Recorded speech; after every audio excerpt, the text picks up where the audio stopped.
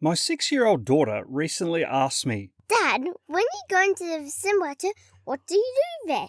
I help pilots learn and practice flying was my response. My daughter's supplementary question? How? Hello everybody, I'm Phil Wilkes. Welcome aboard the Like a Pilot podcast, where we unveil the soft skills pilots utilise every time they strap into those high-speed aluminium and carbon fibre giants we call airliners. This show is your ticket to understanding the how and why behind what makes aviation one of the safest modes of travel. So it's time to fasten your seatbelts and join me now as we embark on a journey through the skies, where pilot skills become the blueprints for high performance in any field. Today, we're heading into the simulator, finding out how pilots use them to practice and how deliberate practice can help us in any field of endeavour. Conduct an internet search for Full Flight Simulator and you'll be met with images of giant white boxes sitting precariously on the edge of what looks like stilts. But what's inside? For a start, a fully functioning flight deck of the aircraft type the simulator is meant to replicate. Every switch, screen, lever and button faithfully reproduced. In fact, for the most part, the simulator is equipped with genuine aircraft parts. Behind the flight deck component of the simulator sits the instructor panel. From their seat at the panel, the instructor can see and hear everything the pilots do. They can interact with the pilots as instructors or use the aircraft radios and intercom systems to take the role of air traffic control, cabin crew, or even the engineer conducting the pushback from the terminal. At their workstation, a combination of touchscreens and hardwired buttons allows the instructor to interact with a room full of computers located outside of the simulator that provide the processing power to replicate all of the complexity of the world in which the aircraft operates. The instructor panels allow the trainer to accurately reposition the aircraft anywhere in the world, in any phase of flight, at any altitude, speed or heading. Need to look at a complex approach into a new airport? You're there, on final approach. From the instructor panel, you can also change the aircraft weight and fuel load, allowing a trainee to explore the edges of the aircraft operational envelope. How does the aircraft perform with a failed engine at maximum takeoff weight? What are the considerations for an overweight landing when something goes wrong, requiring an immediate return to land? Is the feel fundamentally different at low weights, at different centres of gravity? All can be explored.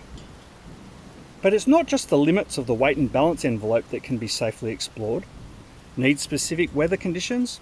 Ice-covered runways, snowstorms, dust storms, hail, thunderstorms, turbulence, fog, gusty winds, maximum crosswind and tailwind, or aircraft endangering wind shear can all be explored safely and without the need to reposition a real aircraft, chasing real-world weather conditions that match the requirements of a training syllabus.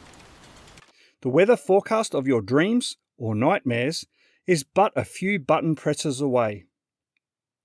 Actually, in the simulator, you'll probably see more of the latter. But if a trainee is having issues with, for example, landing in crosswind conditions or gusts, the simulator is a wonderful tool for introducing these incrementally. The simulator also allows flight at different times of the day or night to be explored, right down to the correct orientation of the relevant celestial bodies. The instructors can also fail aircraft systems, start fires, blow tyres, and a whole raft of other torments, all on cue. The most complex of simulators even have the ability to pipe in smoke scented to replicate electrical issues or the result of burnt oil entering the air conditioning system. From above the flight deck roof and out of sight of the pilots, accurate visual models of the airport, their surrounds, other aircraft and relevant weather effects are projected onto mirrors that sit behind the windscreens, providing an immersive three-dimensional operating environment. To add to the illusion, the sounds of the cockpit and the aircraft as it moves through its environment are also replicated. And what of the stilts? These perform as the platform to mimic the physical sensations of flying. You may not be able to roll inverted or experience the full G-load on your body, but combined with the visual and audio cues, the environment is enough to thoroughly trick your brain into believing you are actually on the move. So how realistic is it? Realistic enough that by the time a pilot has completed their simulator training for a new type, the very first time they will fly the actual aircraft will be on a revenue service, that is, with passengers on board. Fear not, they will be accompanied by an experienced training pilot for their initial sectors. So why use simulators? Why not train in the real thing? One of the prime factors is cost. The cost of a high-fidelity, full-flight simulator, like those used for training pilots on commercial aircraft, such as the Airbus A380, can exceed $20 million, depending on the complexity and level of realism required. Compare that to the purchase cost of an A380, around $500 million when they were still being produced. The operational costs of a flight simulator are not insignificant. Electricity, maintenance, software updates, and technician support can add up to a few $1,000s per hour, depending on the simulator's complexity and usage rates.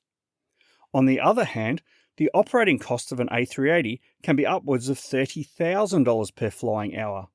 An hour in the simulator is cheap by comparison. But cost is only one of the advantages of the simulator over training in real aircraft. Simulators allow pilots to practice emergency and failure scenarios without any risk to themselves or others. Fires, loss of engines, depressurization, dangerous weather events. But the real advantage in simulators comes from the ability for the instructor to pause, replay, and review specific components of a flight to provide immediate feedback and instruction. Procedures and scenarios can be repeated as often as necessary for learning and proficiency.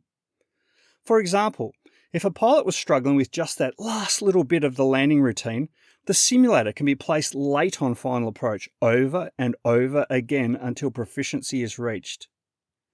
But it's not all about the set plays, takeoff, landing, and other maneuvers. Want to investigate your decision-making skills when something goes wrong over the middle of the Pacific in the middle of the night? Again, you're there. But it doesn't have to be over the Pacific. How do your processes stack up on departure, on arrival, even taxiing out for takeoff? With the ability to create complex and immersive scenarios, the simulator can be used to train, enhance, and build resilience into the soft skills that we have spoken about in previous episodes. Decision-making, communication, and ones we are yet to explore in future episodes. The simulator enables a pilot to very specifically target skills they need to focus on and refine. That is, it allows them to participate in the act of deliberate practice. Unlike casual practice, aimlessly going through the physical motions of flying or whatever other skill set you're trying to improve, deliberate practice involves a structured and purposeful approach to practice. It's designed to systematically improve a skill set. Deliberate practice is such an important skill for pilots that in Performance Pilot, the book I co-authored with performance coach Ross Bentley, the former IndyCar driver, we devoted an entire chapter to it. What does deliberate practice look like? Deliberate practice emphasizes utilizing feedback to identify specific weaknesses and areas for adjustment or improvement. Breaking down complex skills into smaller, manageable steps and then focusing on them with dedicated exercise. And it also involves stepping outside your comfort zone with challenging tasks aimed at accelerating progress. Well, that's all nice to say, but it is a bit generic. What specifically does deliberate practice look like? The Kansas City Chiefs just racked up another Super Bowl win. Casual practice, that is, unfocused practice, would involve them just turning up to practice sessions and playing football games. But that's not what they do, is it? Instead, their coaches break down gameplay into deliberate practice exercises, drills, concentrating on set plays or perceived weaknesses. The practice sessions are often even more intense than gameplay. A study at Berlin's Elite Academy of Music divided the school's violinists into 3 categories based on their potential. They then calculated the aggregate average time each group had spent practicing since they had begun playing the violin. All the subjects had started playing the violin roughly at around the age of 5, but the amount of time they had spent practicing before arriving at the academy varied greatly. By the time they had turned 20 years old, all the students with the potential to be virtuosos had totalled over 10,000 hours of practice and were averaging 30 hours of practice per week. Those students categorised as good enough to perform professionally, but not as virtuosos, had each totalled above 8,000 hours of practice. The students destined for amateur status, or to be music teachers, just over 4,000 hours each. Note that I have not mentioned intrinsic talent. Study after study have found that it is the hours of practice that amount to mastery and not any genetic advantage. Practice is about building better programming. Philosopher Will Durant wrote, "We are what we repeatedly do. Therefore, excellence is not an act, but a habit." But it's not just a matter of more practice making things better. It also matters what you practice. Deliberate practice matters. The virtuosos not only practiced more, they also practiced more difficult pieces. Looking at superstars in all activities, they practice the challenging things. Professional golfers don't practice by playing rounds, do they? They groove their swing on the driving range, practice putting on a green. They drop balls in sand traps and practice chipping out. Compared to casual practice, deliberate practice has a multitude of advantages. Enhanced efficiency. By targeting weaknesses, you maximise the value of your practice time. Accelerated skill acquisition. Focused practice leads to faster learning and improvement. Boosted self-efficacy. Seeing progress fuels your motivation to undertake and persevere with practice. Deeper understanding. Focused repetition fosters a nuanced appreciation of the complexities of a skill set. Growth mindset. Deliberate practice promotes the belief that skills can be developed through effort. Resilience. Embracing challenges as opportunities for growth builds mental toughness. Sharpened focus. Deliberate practice hones your ability to concentrate on demanding tasks.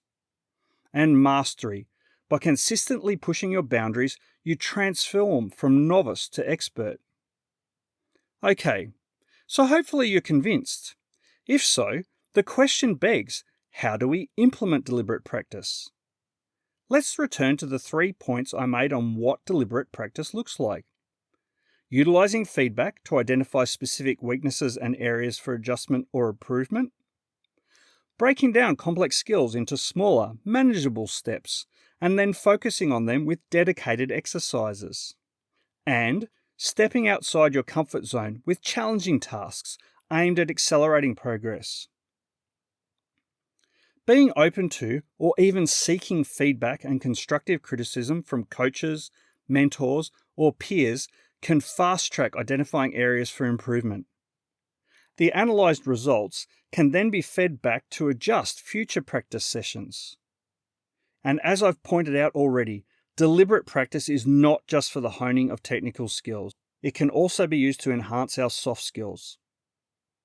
Remember, deliberate practice is a journey, not a destination. It requires dedication, effort, and a willingness to learn from mistakes. Embrace the process and you'll be well on your way to achieving mastery in any domain. Until next time, thank you for listening to the Like a Pilot podcast. For more information, check out the show notes at philwilkes.com/podcast. The Like a Pilot podcast is written and produced by me, Phil Wilkes, with special guest appearance Ava Wilkes. If you'd like to support the Like a Pilot podcast, our Patreon page is available at patreon.com/likeapilot.